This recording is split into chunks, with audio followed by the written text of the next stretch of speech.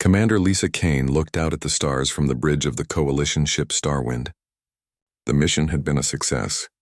After 3 weeks of hard talks, 6 different alien species had finally agreed to peace. The ship was heading home with important diplomats from each world. Kane felt proud of what they had done. War had been close, but smart talking had won the day. The Velthani ambassador Krix Tal sat in his chair, his blue skin showing satisfaction. His people were warriors, but even they wanted peace now. Next to him, the bug-like Zephyrian diplomat hive singer Zach made clicking sounds of happiness. The other diplomats were just as pleased. The Altarians, the crystal beings called shards, the robot-like synthetics, and others all believed this peace would last. Kane hoped they were right. Too many wars had torn the galaxy apart over the years. Dr. Ben Torres, the ship's medical officer, walked onto the bridge. He was checking on everyone as usual. Torres was a good man who cared about all life, not just humans. He had spent extra time making sure the alien diplomats stayed healthy during the long journey. "All passengers are doing well, Commander," Torres reported. "The Velthani seem excited about going home. Ambassador Krixtal keeps talking about seeing his family again." Kane nodded. "Good. We should reach coalition space in 2 days. Then everyone can go home and start building this peace we worked so hard for." The ship's communication officer, Lieutenant Amy Foster, turned from her station. "Commander, I'm getting some strange readings on long-range sensors. Multiple ships dropping out of hyperspace about 10 minutes away." Kane felt her stomach drop. Ships in this empty area of space meant trouble. No one had reason to be here except for pirates or worse. "Can you identify them?" Foster worked at her controls, her face growing pale. "Ma'am, they're Mordak vessels. At least 20 ships, including heavy cruisers. They're heading straight for us." The bridge went silent. Everyone knew about the Mordaks. They were brutal warriors who enslaved entire planets. They took prisoners to sell in slave markets across the dark parts of the galaxy. No one ever escaped from Mordak ships. Kane's mind raced. The Starwind was a diplomatic vessel with light weapons and shields. It could never fight 20 Mordak warships and win. Running was their only choice, but the enemy ships were already too close. "All hands to battle stations," Kane ordered. "Set course for coalition space, maximum speed. Send a distress signal on all frequencies." The ship shook as its engines pushed to full power, but the Mordaks had planned this attack well. Their ships spread out in a wide net, cutting off any escape route. Whoever had told them about this mission knew exactly when and where to strike. Ambassador Krixtal stood up, his warrior instincts taking over.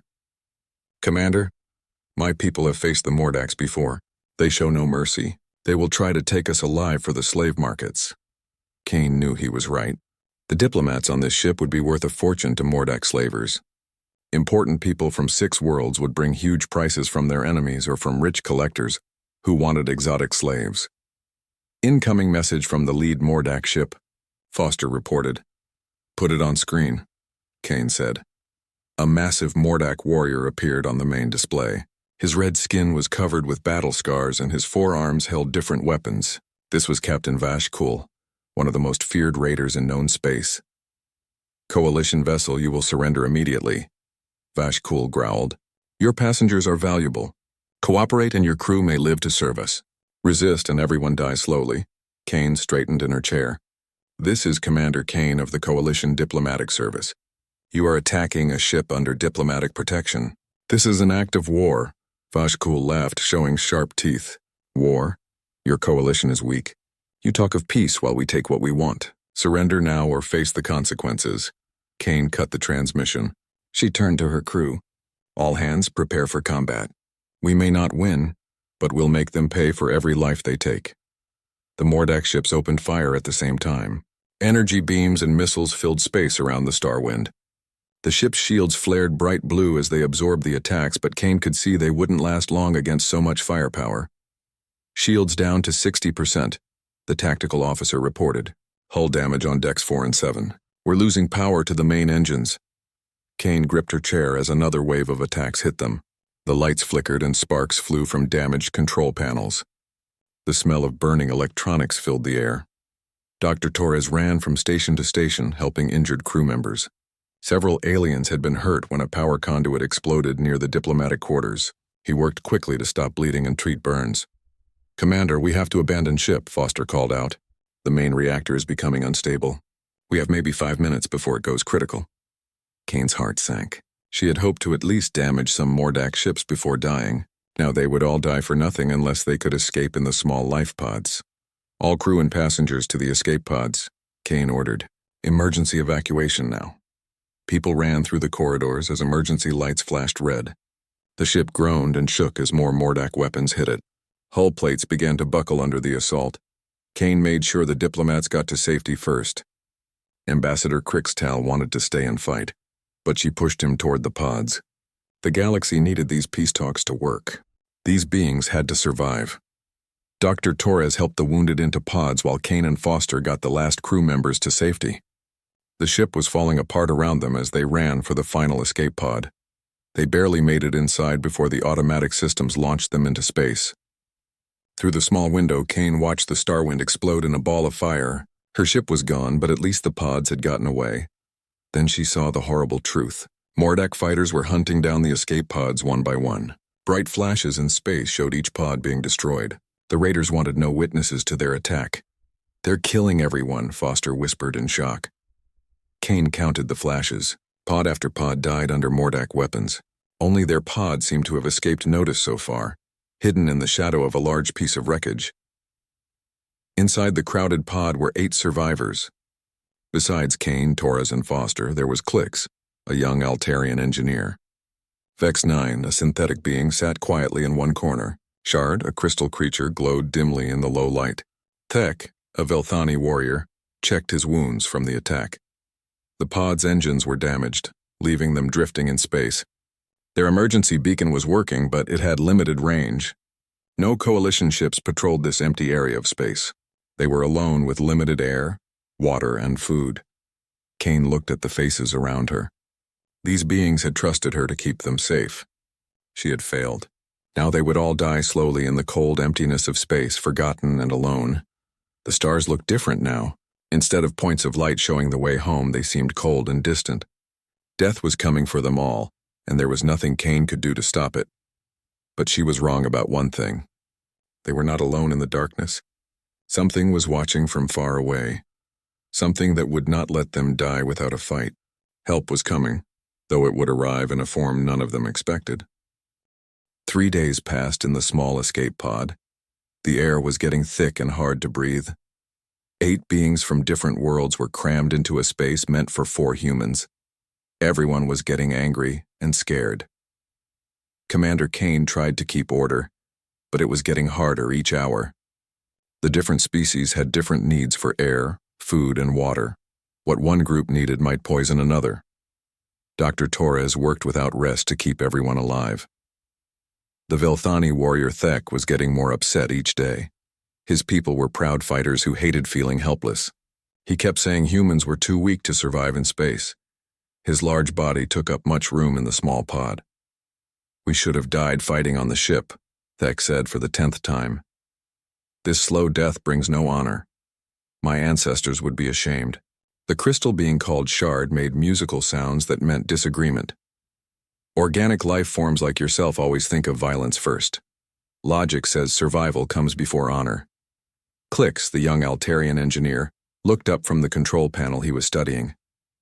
His 6-fingered hands were still trying to fix their damaged systems. "Fighting among ourselves won't help. We need to work together if we want to live." Dr. Torres was checking the medical supplies again. They were running low on everything. Some of the drugs that kept certain species healthy were almost gone.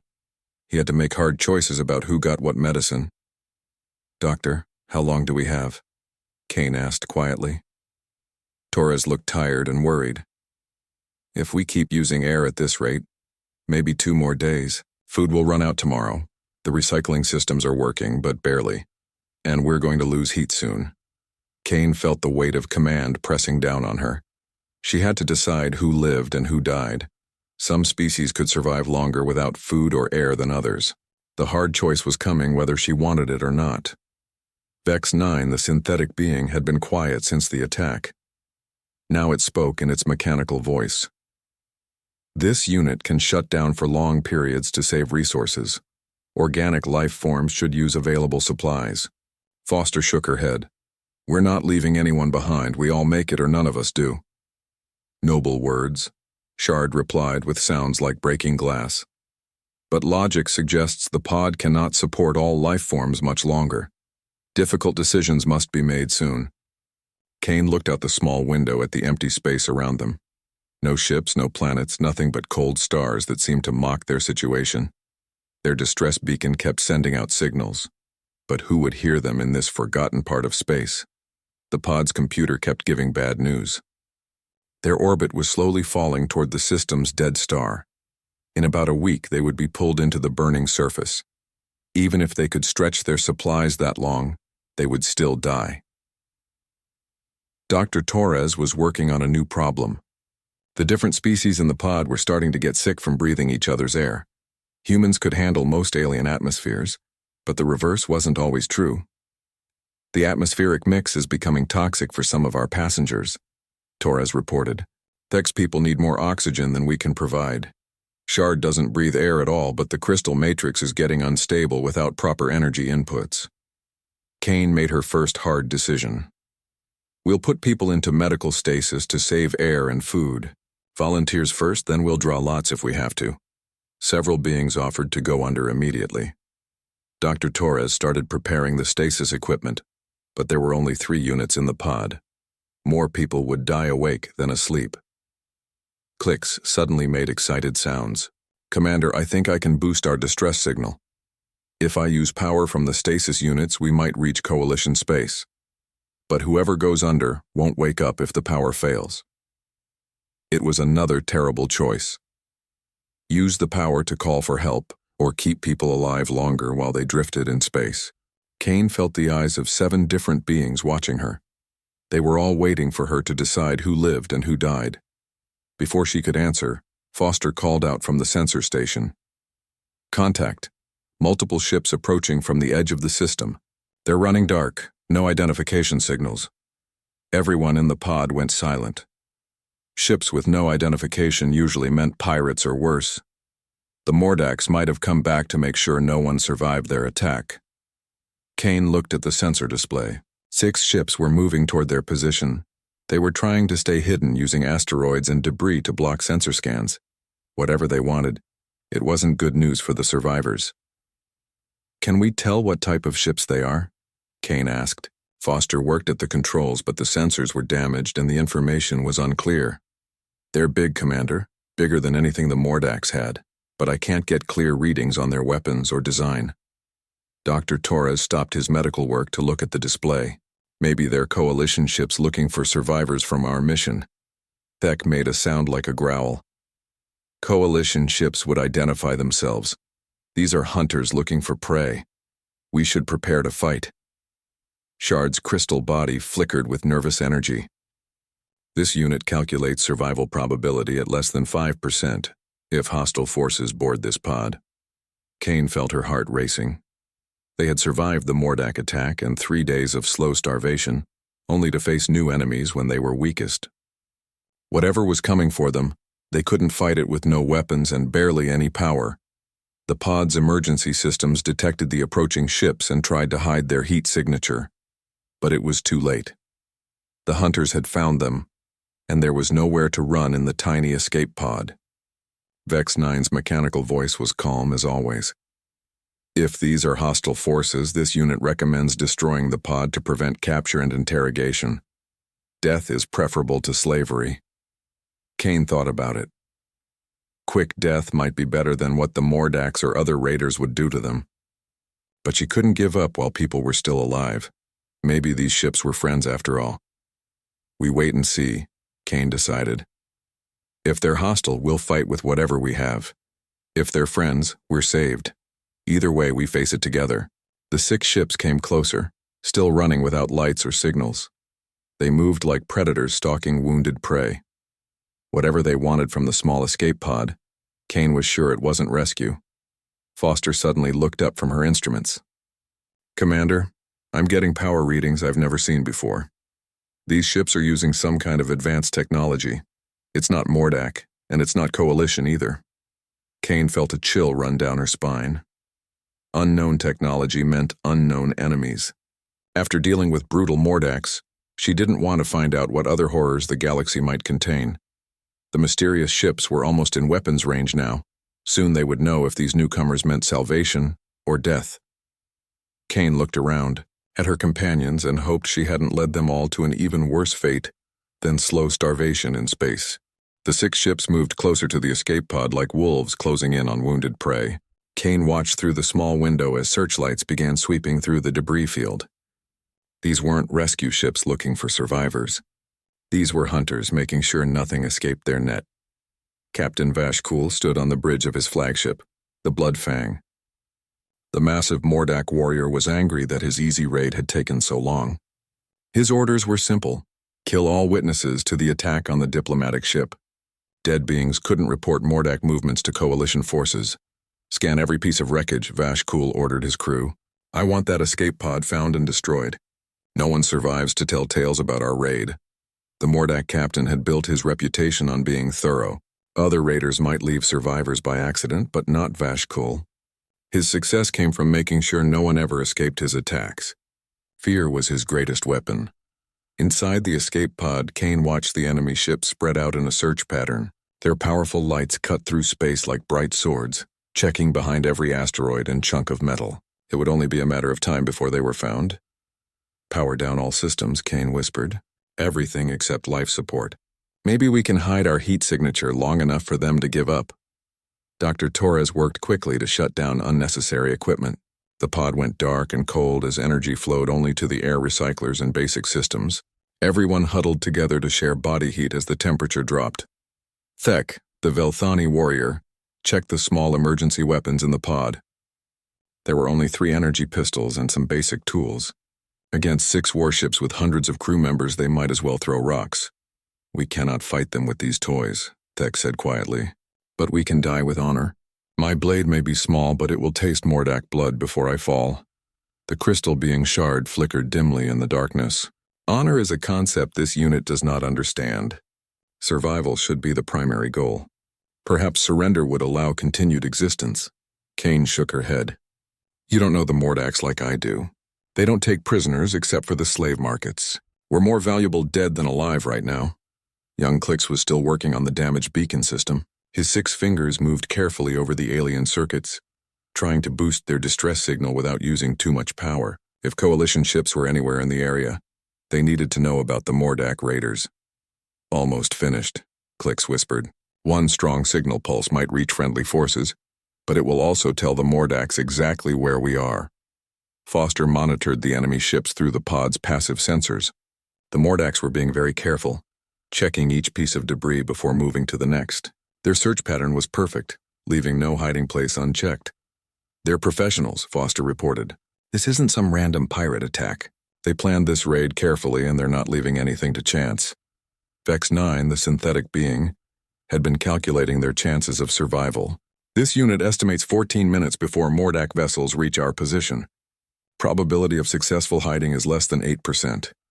Kane felt the weight of command pressing down on her again. She had to decide whether to send the signal burst that might bring help, but would definitely bring the Mordaks. It was another impossible choice in a situation full of them. Dr. Torres was checking on the survivors still in medical stasis. The 3 beings were alive but using precious power to stay that way. If they had to run or fight, he would need to wake them up quickly. The stasis units are stable, Torres reported. But if we lose main power, they'll die in minutes. We need to decide soon whether to wake them or let them sleep. Outside the pod, Mordak searchlights were getting closer. Kane could see the enemy ships moving through the debris field like hunting animals following a scent. Their light swept back and forth in careful patterns, missing nothing. Suddenly, one of the enemy ships stopped moving. Its searchlight focused on a large piece of twisted metal near the pod's hiding spot. Kane held her breath as the light moved closer to their position. They've found something, Foster whispered. One of their ships is moving toward us. The Mordak vessel approached slowly, its weapons powered up and ready to fire. Kane could see armed shuttles launching from the main ship. The hunters were preparing to board whatever they had found. Thek gripped his small weapon tighter. They come for us. I will make them pay for every step they take into our sanctuary. Shard's crystal body grew brighter with nervous energy. Violence seems unavoidable. This unit will assist in defensive actions despite preferring logical solutions. Kane made her decision. Klix, send the signal. Maximum power, all frequencies. If we're going to die here, at least someone will know what happened. The young engineer activated his modified beacon. A powerful burst of energy shot out from the pod, carrying news of the Mordak attack toward distant Coalition space. The signal was strong enough to reach anyone listening in nearby star systems, but it also lit up the pod like a bright star in space. Every Mordak sensor immediately locked onto their position. There was no hiding now. Captain Vashkul smiled when his sensors detected the signal burst. Found them. All ships converge on those coordinates. Launch boarding parties immediately. The 6 Mordak ships turned toward the escape pod like sharks smelling blood in water. Their weapons powered up as shuttles full of warriors raced ahead to capture the survivors. Kane watched death approaching and tried to feel brave. She had done her duty by warning Coalition forces about the raiders. Now she would die fighting beside beings from different worlds, united against a common enemy. "Everyone check your weapons," Kane ordered. "We make our stand here. No surrender, no retreat. We show these bastards what civilized beings can do when cornered." The first Mordak shuttle was almost at their pod. Kane could see armed warriors inside preparing to board. Their red skin and brutal weapons made them look like demons from some nightmare. But as the shuttle approached, something strange happened. The Mordak ship's sensors detected massive energy signatures appearing at the edge of the star system. Something big was coming out of hyperspace, and it wasn't showing up in their identification databases. Vashkul received the report with growing concern. His ships were spread out hunting one small pod when unknown contacts were approaching at high speed. The tactical situation was changing rapidly. "Unknown vessels entering system," his sensor officer reported. "Single contact extremely large. Energy signature unlike anything in our databases." Kane saw the confusion on the nearest Mordak shuttle as its crew received new orders. The warriors looked uncertain for the first time since the hunt began. Something was making the brutal raiders nervous. Through the pod's damaged sensors, Kane detected the new arrival. It was huge, easily 10 times larger than the biggest Mordak ship, and it was moving fast, racing through space toward their position. "What is that thing?" Foster asked, staring at the sensor display. Before anyone could answer, space itself seemed to tear open near the edge of the system. What emerged from hyperspace was unlike anything any of them had ever seen. Help had arrived, but not in any form they could have imagined. The new arrival was still too far away to help. The Mordak boarding shuttle reached the escape pod and attached itself to the airlock with a loud clang that shook the small vessel. Kane heard the sound of plasma cutters burning through the outer hatch. "Positions, everyone," Kane called out. "This is it." The survivors took cover behind the few seats and equipment boxes in the tiny pod. Dr. Torres woke the 3 beings in medical stasis, giving them emergency stimulants to bring them back to consciousness quickly. They would need every person who could fight. Thek positioned himself near the inner airlock door with his energy pistol ready. The Velthani warrior's blue skin had turned dark with battle rage. His people had fought Mordaks for centuries and knew how brutal they could be. Young Clix crouched behind the communication console, trying to keep the distress beacon working while preparing to defend their position. His 6-fingered hands shook with fear, but he stayed at his post. The crystal being shard moved to one side of the hatch, its body glowing bright with stored energy. If the Mordaks broke through, they would face a being that could discharge electrical power like a living weapon. Vex 9 calculated the best defensive positions for everyone while preparing its own combat systems. The synthetic being had been built for peaceful purposes, but it contained emergency protocols for violent situations. Foster and the other humans checked their weapons and prepared for the fight of their lives. They had 3 small energy pistols against a shuttle full of armed Mordak warriors. The odds were hopeless, but they would make the raiders pay for every step. Dr. Torres finished waking the stasis patients and gave them quick medical checks. Ambassador Crixtal was still weak from his injuries but insisted on fighting. The other 2 survivors were barely conscious but alive. "How long until they break through?" Kane asked. Thek listened to the sounds from the airlock. "Soon. Mordak plasma cutters are very efficient. We have perhaps 2 minutes to prepare." Kane felt strange being so close to death. She had always expected to die in bed as an old woman, not fighting aliens in a tiny escape pod. But there were worse ways to go than defending innocent beings from slavers and murderers. The plasma cutting stopped. Kane heard heavy footsteps and rough voices speaking in the Mordak language. They were getting ready to break through the inner door and capture or kill everyone inside. "Remember," Kane said to her companions, "we're not just fighting for ourselves. We're fighting for everyone these bastards have hurt and everyone they might hurt in the future." The inner door exploded inward in a shower of sparks and twisted metal. Mordak warriors charged through the opening, their weapons ready to kill anyone who resisted. Captain Vash Kool led the boarding party personally. The massive alien was even more frightening in person than on the communication screen. His 4 arms carried different weapons and his scarred red skin told the story of countless battles. The fight was brutal and quick. The survivors had good positions and fought with desperate courage, but they were badly outnumbered and outgunned. Mordak plasma weapons tore through the pod's thin walls and makeshift cover. Klix was the first to fall, the young engineer's body smoking from a direct hit by a Mordak energy rifle. He died trying to shield the communication equipment, hoping to keep the distress signal working until the end. Thek lasted longer, his warrior training serving him well in close combat. The Velthani managed to wound 2 Mordaks before superior numbers brought him down. He died with honor, just as he had wanted. Shard discharged its stored electrical energy in a brilliant flash that stunned several Mordak warriors. But plasma weapons quickly shattered the crystal being's fragile body, leaving only glowing fragments scattered across the pod floor. Foster fought beside Kane, the 2 humans working together to cover each other's blind spots. But Mordak weapons were too powerful, and their armor was too strong. Foster took a shot in the chest and collapsed beside her commander. Dr. Torres tried to protect the weak survivors who had just come out of stasis. He used his own body as a shield, taking shot after shot while trying to help others escape. The doctor died as he had lived, putting other lives before his own. Kane was the last one standing, her weapon empty and her body bleeding from multiple wounds. She faced Captain Vash Kool across the ruined pod, surrounded by the bodies of beings who had trusted her to keep them safe. "Surrender, human," Vash Kool growled. "Your death will be quick if you cooperate. Fight me and I will make it last for hours." Kane spat blood and raised her empty pistol like a club. "Go to hell, you red-skinned monster. Humans don't surrender to slavers and murderers." Vash Kool laughed at her defiance. "Brave words from a weak species. You humans think you are special, but you die just like everyone else." The Mordak captain prepared to finish her with his plasma rifle. Kane closed her eyes and thought about Earth, about blue skies and green forests she would never see again. At least she had died fighting for something important. But before Vash Kool could fire, his second-in-command called out from the shuttle's communication system. "Captain, urgent message from the fleet.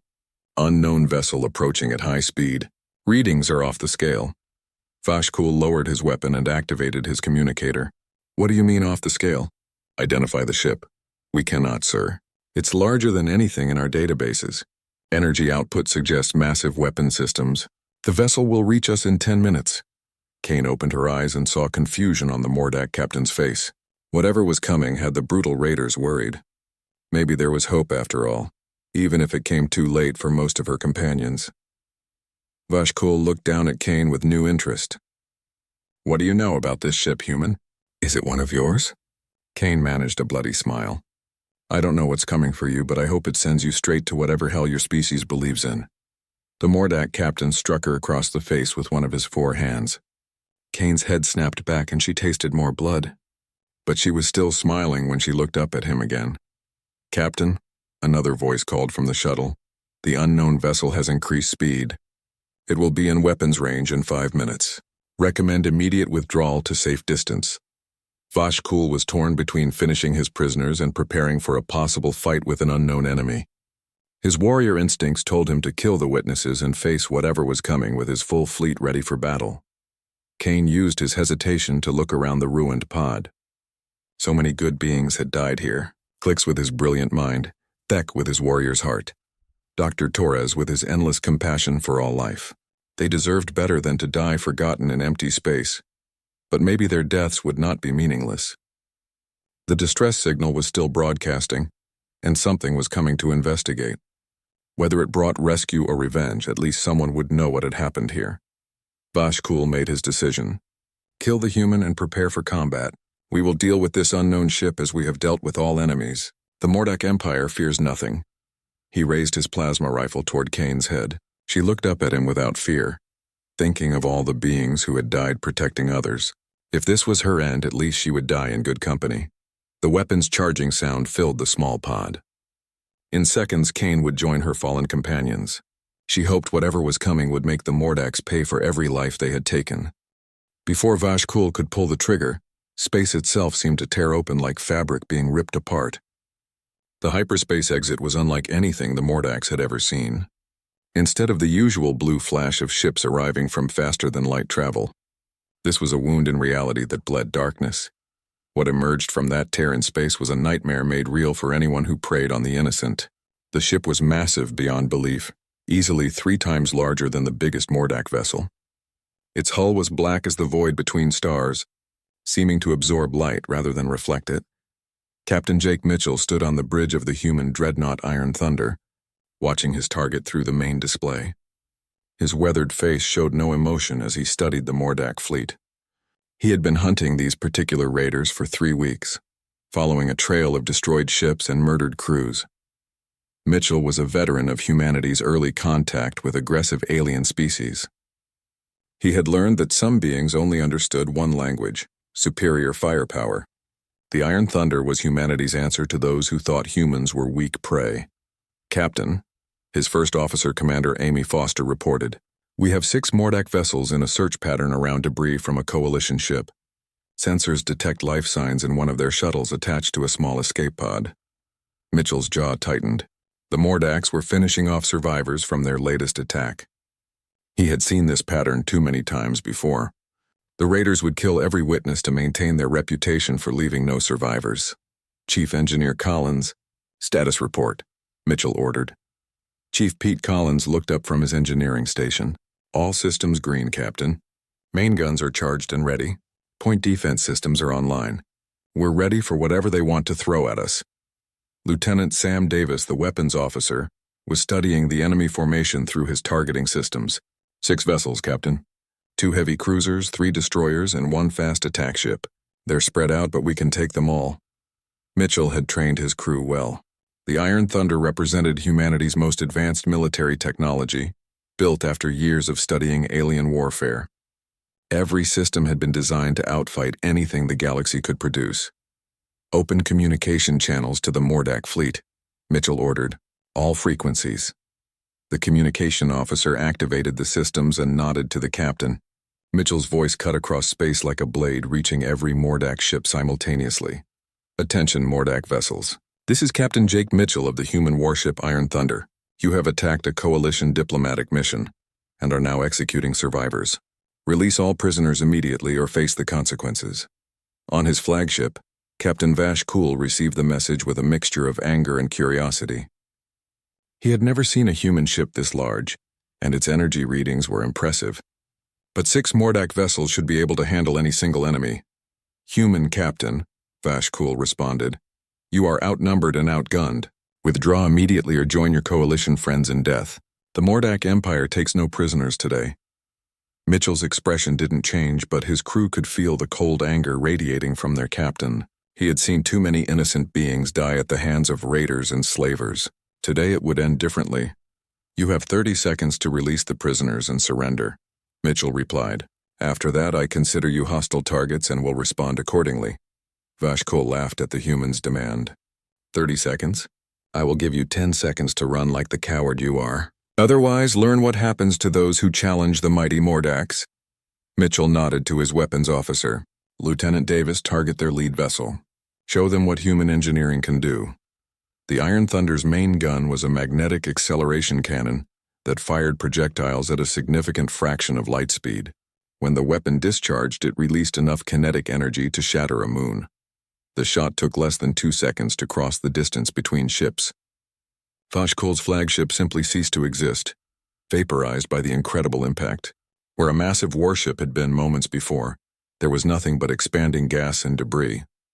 The remaining Mordax captains stared in shock at their tactical displays. Their most powerful ship had been destroyed by a single shot from an impossible distance. Whatever this human vessel was, it possessed technology beyond their understanding. "All ships attack immediately," the new Mordax commander ordered. "Concentrate fire on that human ship. It cannot be as strong as it appears. The 5 remaining Mordak vessels opened fire with everything they had. Energy beams and missiles filled space between the fleets. But something strange happened when their weapons reached the Iron Thunder. The human ship's defensive systems were like nothing the Mordaks had ever encountered. Point defense turrets destroyed incoming missiles with perfect accuracy. Energy shields absorbed beam weapons and dispersed their power harmlessly into space. Commander Foster watched the enemy attack with professional interest. Shields holding at 98%, Captain. Their weapons are having minimal effect. Mitchell had expected this outcome. The Iron Thunder had been designed to fight multiple enemies simultaneously. Its defensive systems could handle anything short of a coordinated assault by dozens of ships. Lieutenant Davis, target their engines, Mitchell ordered. I want them alive to answer questions about other raids. The human ship's secondary batteries opened fire with surgical precision. Each shot was carefully aimed to disable rather than destroy. Mordak vessels found their engines exploding and their weapon systems failing as human weapons reached across impossible distances. Chief Collins monitored the power systems as the ship fought. All systems operating within normal parameters, Captain. We're barely using 10% of our available firepower. Mitchell nodded grimly. The Iron Thunder had been built to fight entire fleets, not small raider groups. This battle was more like target practice than real combat. But he took no pleasure in killing, even when fighting murderers and slavers. Inside the escape pod, Kane watched through a cracked window as the space battle unfolded. The massive human ship was systematically destroying the Mordak fleet with terrifying efficiency. Each shot was perfectly placed, each maneuver calculated for maximum effect. Vashkul's replacement found his own ship crippled and drifting. Half his fleet was already destroyed or disabled. The human vessel had not even been scratched by their combined firepower. This was not a battle but an execution. Human ship, the Mordak commander transmitted. We surrender. Cease fire and we will withdraw from this system. Mitchell's voice was cold as winter space. Surrender requires releasing all prisoners first. You have murdered coalition diplomats and are currently executing survivors. Those crimes demand justice. The Mordak commander looked around his damaged bridge. His warriors were dead or wounded, his ship was powerless, and the human vessel could destroy them at any moment.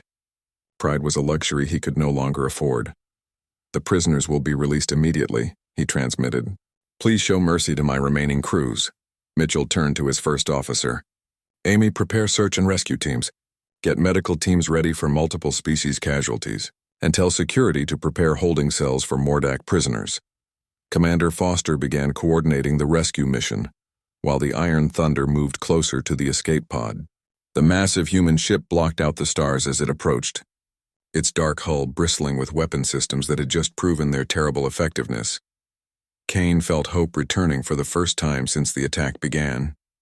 Somehow, a human warship had found them in the emptiness of space. The cavalry had arrived just when death seemed certain. But she wondered if any of her companions were still alive to be rescued.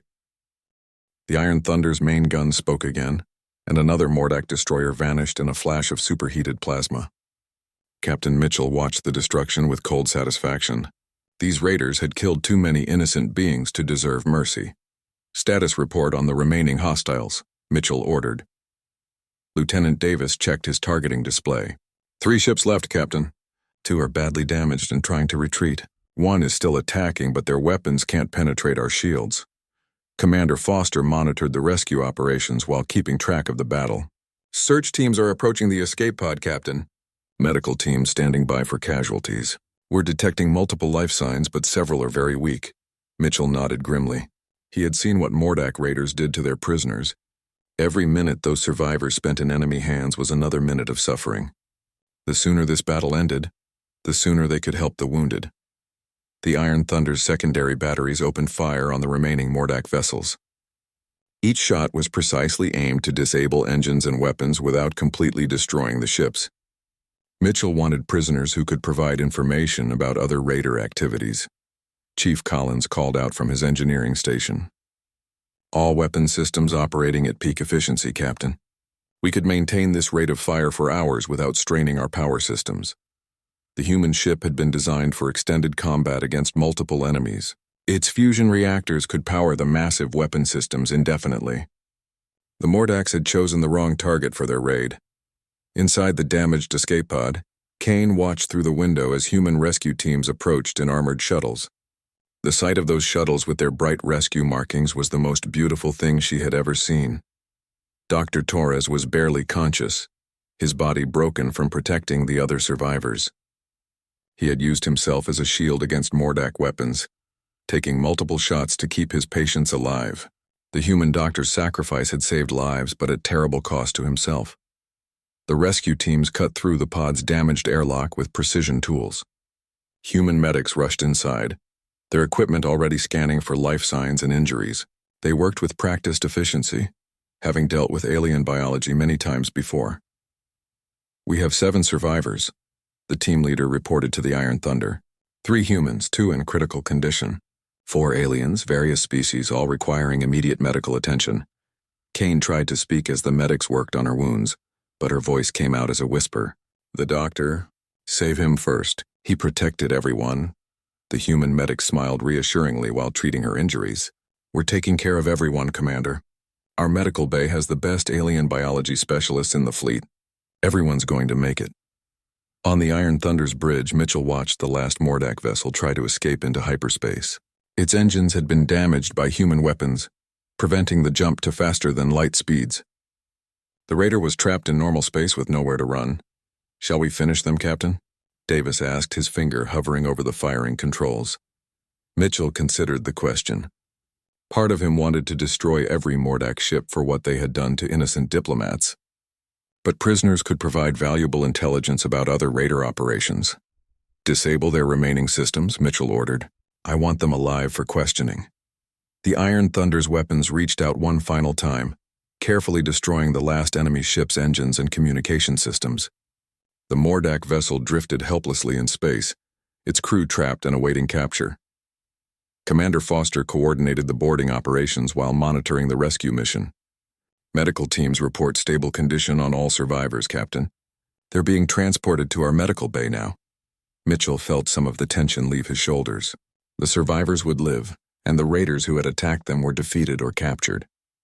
Justice had been served, but the cost had been high for the diplomatic mission. The Iron Thunder's medical bay was one of the most advanced in human space. Dr. Sarah Kim, the chief medical officer, had trained extensively in alien biology and was prepared for casualties from multiple species. Kane was conscious when they brought her into the medical bay. The sophisticated equipment surrounding her looked like something from a dream compared to the basic systems on coalition ships. Human medical technology had advanced rapidly since first contact with alien civilizations. "Commander Kane," Dr. Kim said while checking her patient's vital signs, "you're safe now. We're going to take good care of you and your companions." Kane tried to sit up, but the doctor gently pushed her back down. "My crew, the other survivors, are they—" "Everyone made it," Dr. Kim assured her. "Dr. Torres is in critical condition but stable. The alien survivors are responding well to treatment. You all showed incredible courage." Tears ran down Kane's face as relief washed over her. After watching so many companions die, knowing that some had survived felt like a miracle. The human rescue had come just in time to prevent total tragedy.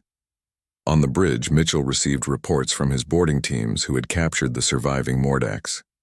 The prisoners were being held in secure cells while intelligence officers prepared for interrogation sessions. "Captain," Commander Foster reported, "initial intelligence suggests this raider group has been operating in 3 different sectors. They've attacked at least 12 ships in the past month." Mitchell's expression darkened. 12 ships meant hundreds of innocent beings killed or enslaved by these monsters. The Iron Thunder had arrived too late to save those victims, but at least no more would die at Mordak hands. "What about their base of operations?" Mitchell asked. Foster checked the preliminary reports from the interrogation teams. "Still working on that, sir. The Mordaks are tough, but our specialists know how to make them talk." Lieutenant Davis was studying the battle damage assessment. "Captain, enemy weapons caused no significant damage to our systems. Hull integrity at 100%. All weapon systems fully operational." The Iron Thunder had proven its worth in combat against multiple enemies. The human ship's superior technology and training had turned what could have been a difficult battle into a one-sided victory.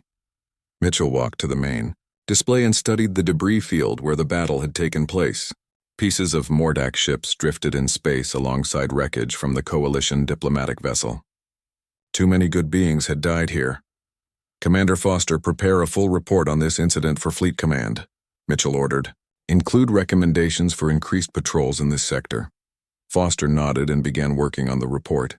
The attack on Coalition diplomats would cause political problems throughout known space. Every species would want to know how raiders had penetrated supposedly safe areas. Chief Collins approached the captain with a concerned expression. Sir, I've been analyzing the enemy's attack pattern. They knew exactly where and when to hit the diplomatic ship. Someone gave them inside information. Mitchell felt his anger returning. Bad enough that raiders attacked innocent beings, but traitors who sold information to murderers deserved special punishment. The Iron Thunder would find whoever had betrayed the peace mission. In the medical bay, Kane was finally able to speak with Dr. Torres. The older man was conscious but weak from his injuries. His sacrifice had saved lives, but recovery would take months. You did good, Ben, Kane told him. You saved people when it mattered most. Torres smiled weakly. Just did my job, Commander. Though I have to admit, I'm glad that human ship showed up when it did. Things were looking pretty grim there for a while. Kane thought about the massive warship that had rescued them. She had never seen anything like the Iron Thunder in Coalition space. Human military technology seemed far more advanced than anyone had realized.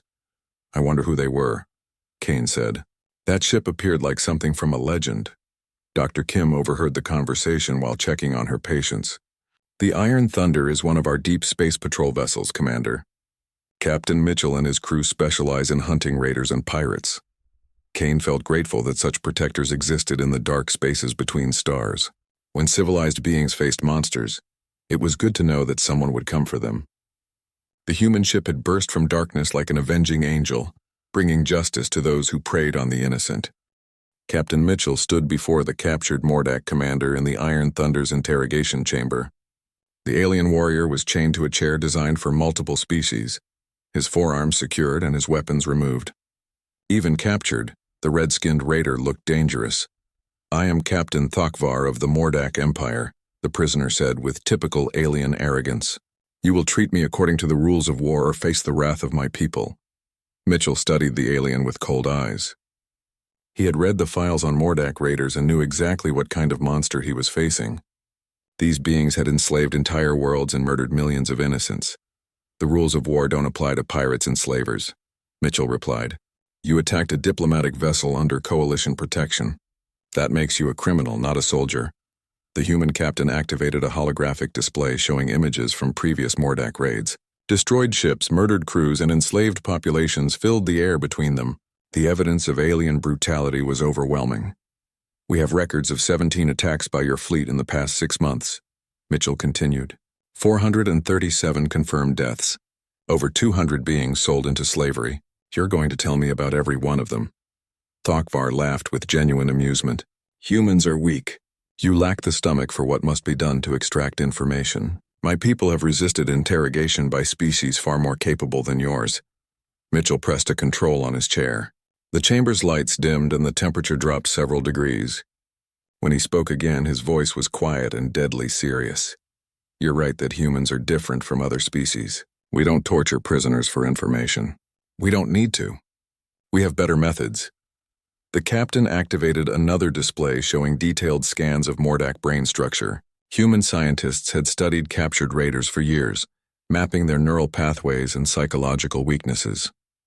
Your species is driven by dominance and fear, Mitchell explained. You respect only superior strength and despise any sign of weakness. That makes you predictable. Thokvar's expression changed slightly.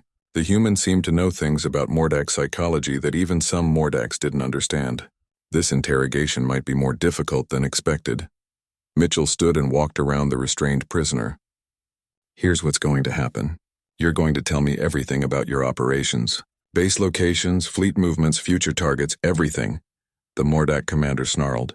I will tell you nothing, human coward. Do your worst and see how little it matters. Mitchell smiled without warmth.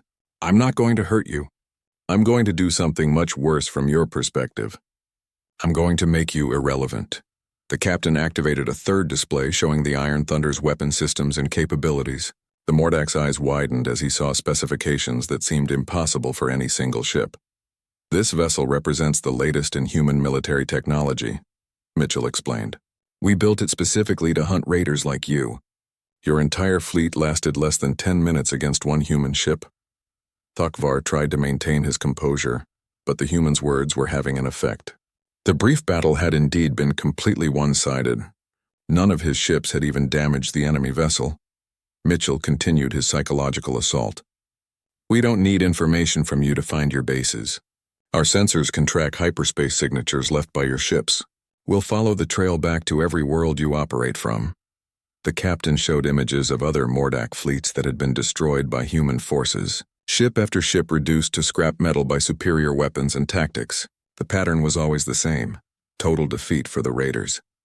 "Your empire is built on fear and reputation," Mitchell said. "What happens when word spreads that humans can defeat any Mordak force? How long before your own people start wondering if they're following the wrong leaders?" Thakvar was beginning to sweat despite the cool temperature. The human's words cut deeper than any torture device. To be defeated so completely, so easily, was the ultimate shame for a Mordak warrior. Mitchell pressed his advantage. "But you can still be useful. Help us find the other raider fleets and we'll make sure your death has meaning. Continue to resist and you'll just be another forgotten prisoner who died in a human cell." The psychological pressure was expertly applied. Mitchell had studied Mordak culture extensively and knew exactly which buttons to push. Fear of irrelevance was worse than fear of death for beings who lived for conquest and domination. In the ship's medical bay, Kane was recovering well enough to receive visitors. Commander Foster came to check on her condition and provide updates on the investigation. "How are you feeling, Commander?" Foster asked, sitting beside the medical bed. Kane flexed her bandaged arms and winced slightly. "Better than I have any right to be. Your medical team works miracles," Foster smiled. "Dr. Kim is the best in the fleet when it comes to treating multiple species. She saved more lives than anyone can count." Kane looked around the advanced medical facility. "This ship is incredible. I've never seen technology like this on Coalition vessels. How long have humans been building warships like the Iron Thunder?" "About 5 years," Foster replied. "After we made contact with aggressive species, Earth decided we needed something that could protect human colonies and allied worlds." Kane was impressed by human foresight. Many species waited until after being attacked to build proper defenses. Humans had prepared for threats while hoping they would never be needed. "What about the prisoners?" Kane asked. "Are the Mordaks providing useful information?" Foster's expression grew serious. "Captain Mitchell is working on that. The leader is proving stubborn, but our specialists are very good at what they do." In the interrogation chamber, Thakvar was beginning to crack under the relentless psychological pressure. Mitchell had shown him evidence of human capabilities that seemed impossible, but the destroyed Mordak fleet proved it was all real. "Your weapons," the alien said finally. "How do they work?" "No species has technology like this." Mitchell leaned back in his chair. "That's classified information. But I can tell you that human scientists are very creative when motivated by righteous anger." The captain showed more images of Mordak victims, including children from attacked colonies. The human's voice remained calm, but his eyes burned with controlled fury. "Every innocent being your people have killed or enslaved motivated our engineers to build better weapons. Every atrocity committed in your name made us more determined to stop you." Thakvar stared at the images with growing understanding. Humans were not the weak prey species the Mordaks had believed them to be. They were predators who had been hiding their true nature until threatened. "What do you want to know?" the Mordak commander asked quietly. Mitchell activated a recording device. "Everything. Start with your base of operations and don't leave out any details."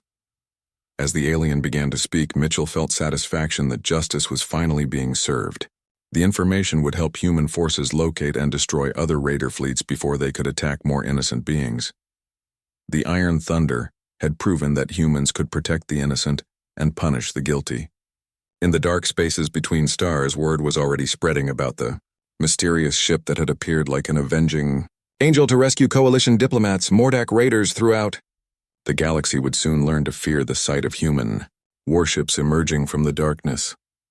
6 months after the rescue at the edge of nowhere, Commander Kane stood before the Coalition Council on the capital world of Centaurus Prime. The Great Chamber held representatives from 47 different species, all waiting to hear her testimony about the Mordak attack. Kane looked out at the assembled delegates and began her report. The attack on our diplomatic mission was planned with inside information. The Mordaks knew exactly where we would be and when we would be most vulnerable. The Velthani representative stood up, his blue skin showing the anger his people felt about the attack. Commander Kane, you say a human warship rescued the survivors. Can you describe this vessel? Kane activated a holographic display showing her memory of the Iron Thunder. The massive ship appeared in the air above the delegates, its dark hull bristling with weapon systems that still seemed impossible. The ship called itself the Iron Thunder, Kane reported. It destroyed 6 Mordak vessels in less than 10 minutes. I have never seen such advanced technology or precise tactics. Murmurs filled the chamber as delegates discussed what they had heard. Many species had underestimated human military capabilities, thinking of Earth as a peaceful world that avoided conflict. The Zephyrian delegate made clicking sounds of amazement. Commander, how many human ships participated in this battle? Just one, Kane replied. A single human warship defeated an entire Mordak raider fleet and captured the survivors for interrogation. The chamber erupted in surprised conversations. 1 ship against 6, and the humans had won without taking damage. Several delegates began making notes to send back to their home governments. Dr. Torres, still recovering from his injuries, stood to address the council. I want to add something to Commander Kane's report. The human crew of the Iron Thunder showed incredible skill in treating multiple alien species under emergency conditions. The doctor activated his own display, showing medical scans and treatment records. Their medical facilities were more advanced than anything I have seen in Coalition space. They saved lives that would have been lost on any other ship. Kane watched the faces of the delegates as they absorbed this information. Many were realizing that humans possessed capabilities far beyond what anyone had suspected. The Altarian representative, whose species had lost young cliques in the attack, spoke with emotion in his voice. The human ship arrived exactly when hope seemed lost. It was like something from the old legends of protector spirits. In the months following the rescue, the story had spread throughout known space. Traders, diplomats, and travelers carried the tale to every world they visited. The Iron Thunder had become famous as the ship that appeared from darkness to save the innocent. Captain Mitchell, now promoted to admiral, received reports from across human space about the impact of his rescue mission. The political effects were enormous as species that had remained neutral began reaching out to Earth's government. On the bridge of the Iron Thunder, Commander Foster was reading the latest intelligence reports. Sir, we have requests for assistance from 12 different worlds. Apparently, word has gotten out about our anti-piracy operations. Mitchell nodded as he studied the star charts on his display. Red markers showed confirmed raider activity, while green markers indicated recent human patrol successes. The pattern was encouraging. How many raider fleets have we eliminated since the diplomatic mission? Mitchell asked. Foster checked her records. 17 fleets completely destroyed, sir. 43 ships captured with crews sent for trial. Estimated 800 beings freed from slavery. The numbers were satisfying, but Mitchell knew there were still many raiders operating in the dark spaces between civilizations. The Iron Thunder and ships like it would be busy for years to come. Chief Collins approached with technical reports about the ship's performance. Admiral, all systems continue operating at peak efficiency. The engineering teams have made some improvements to our weapons targeting systems. Mitchell was proud of his crew. They had adapted well to their new role as protectors of innocence throughout known space. Every successful mission added to humanity's growing reputation as reliable allies. Lieutenant Davis called out from the tactical station. Admiral, incoming message from Coalition Command. Priority 1 encryption. Mitchell accepted the transmission and listened to the message with growing interest. Another diplomatic mission was in trouble, this time in the Outer Rim territories where few Coalition ships patrolled. Set course for the Kepler system, Mitchell ordered. Maximum speed. It sounds like someone else needs our help. The Iron Thunder turned toward its new destination, its dark hull reflecting the light of distant stars. Word of the ship's capabilities had reached the furthest corners of known space, and those who preyed on the innocent were learning to fear its arrival. On Centaurus Prime, the Coalition Council voted unanimously to establish formal military cooperation with humanity. The rescue of the diplomatic mission had proven that humans could be trusted to protect other species without seeking to dominate them. Kane accepted command of a new ship, the Unity, with a mixed crew of humans and aliens.